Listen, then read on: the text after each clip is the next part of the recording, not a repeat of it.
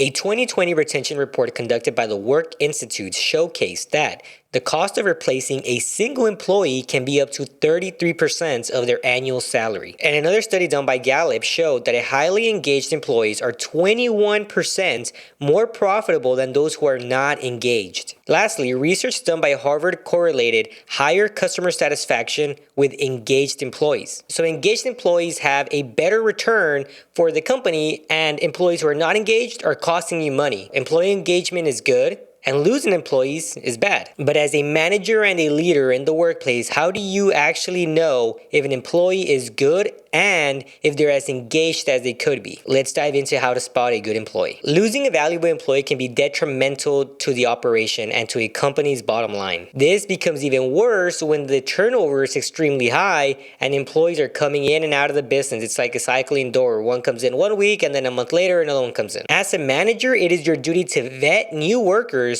properly to guide existing workers. As a manager, it is your goal to vet new employees and to guide current employees. And if we stop and think about all the bad workers that we've had to fire or that ended up quitting, I am sure you can come up with some reoccurring themes. They either missed deadlines, there was attendance issues, their overall performance was lacking, they were not operationally fit for what they were doing.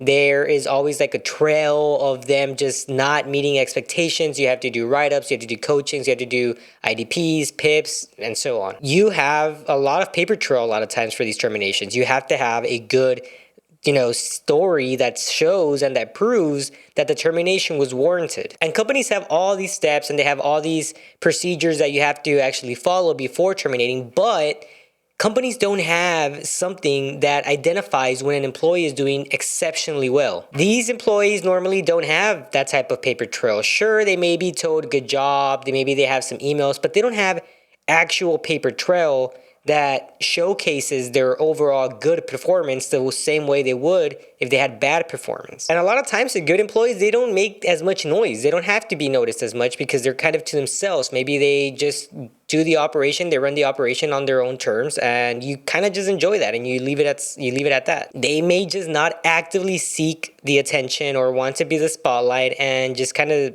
complete their tasks on their own time. And as a manager, the challenge here is to take into consideration the quantitative and the qualitative aspects of these employees. We often focus a lot on KPIs, and for good reason. An employee that does exceptionally well on the KPIs, well, they're going to get praised. However, there's another side that has to pertain to the qualitative aspect of the workforce. Think of some qualitative features such as team building, innovative ideas, self-improvement outside of work, and so on. With this comes a little bit of bias that as managers we can have. We may want to stick to somebody that agrees with us more than somebody who kind of disagrees and pushes back more often. But it's important to remember that these qualities, they don't just translate to them being a good employee. A good employee challenges the status quo, they offer constructive criticism, they make mistakes while they're trying new things, and although some of it sometimes seems a little bit of disruptive on the surface, they can be indicators of deeper qualities such as critical thinking. And as a manager, you need to be keen about these things because you need to be able to understand when an employee is practicing critical thinking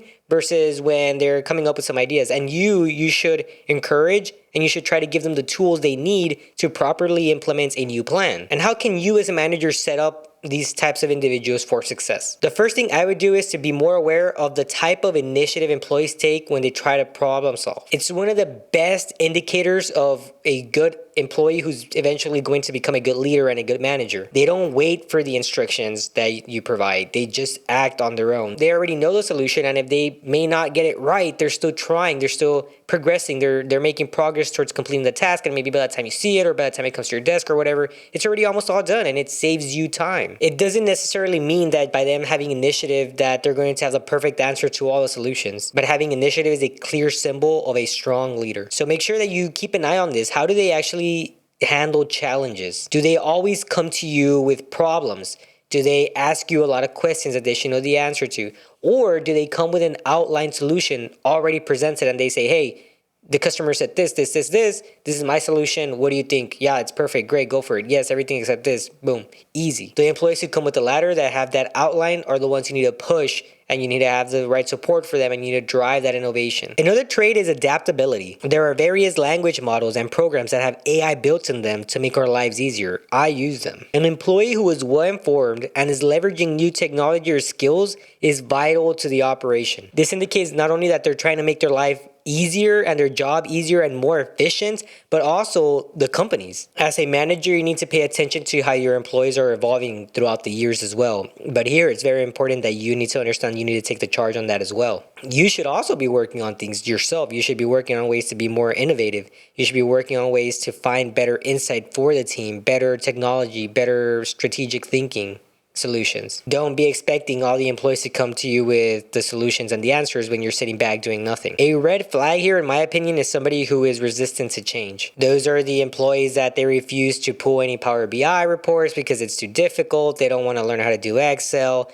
They have no idea how to put any functions, how to do pivot tables. And every time you try to teach them or when you introduce a new report, they're the first ones to complain. To me, that's a red flag. And if you want to look at it more qualitatively, one of the ways you can do is to measure their team dynamics. You want an employee who, for sure, they work very good, but they're also a team player. You want somebody that can break those department barriers and gather information on people from other departments so that they can have more insight and make their lives easier. If you're CC'd on emails, maybe you can kind of see who they're talking to and kind of see how they talk and the way that they're solving solutions. And if you're just not sure what exactly they're doing, you can just go ahead and ask them like, hey, who do you talk to when this type of issue happens? Hey, who's your contact here? Who do you reach out to or whatever? And try to get some insight by just communicating with the team. Outside of departments, it's still important to figure out how they're talking to and how they act with their internal team. You want the team that they actively see every single day to essentially say good things about them. And lastly, make sure you recognize them for their efforts. You want to keep good employees engaged at all times. And recognition here does play a huge factor. For example, if they're the star player, they're your best employee, and you're offering them below market salary, it's probably not going to be enough to make them stay. But it's better than nothing, right? Even some recognition is better than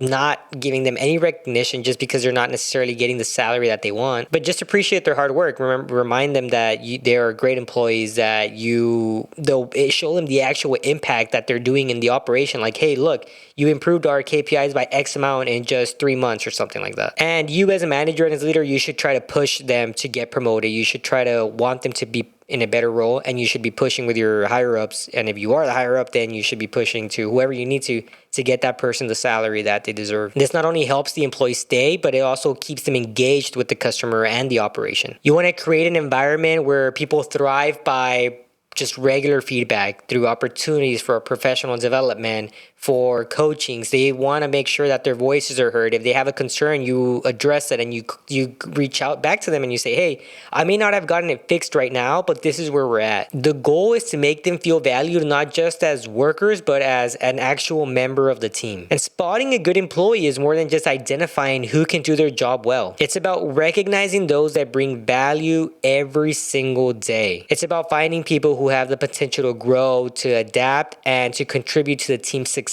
in a meaningful way. And once you've identified that employee, it's your role as a manager to nurture and to retain them. Again, this means creating an environment where they feel valued, challenged, but also supported. When employees start seeing that their contributions are not only recognized, but also an area for them to grow, it's an opportunity for them to instill those improvements into their next role. That is what's going to keep them engaged and committed to the company. And when some of your best employees are engaged, it creates a ripple effect. People start performing. Their bottom people start performing better because there's such a huge amount of workload that is being done operationally at the top that the people at the bottom, they'll start creeping up and they'll start working just as hard. Overall, you're going to have improved customer satisfaction, a positive team culture, and a more organization overall. And that's it for today's video. Thank you guys for watching.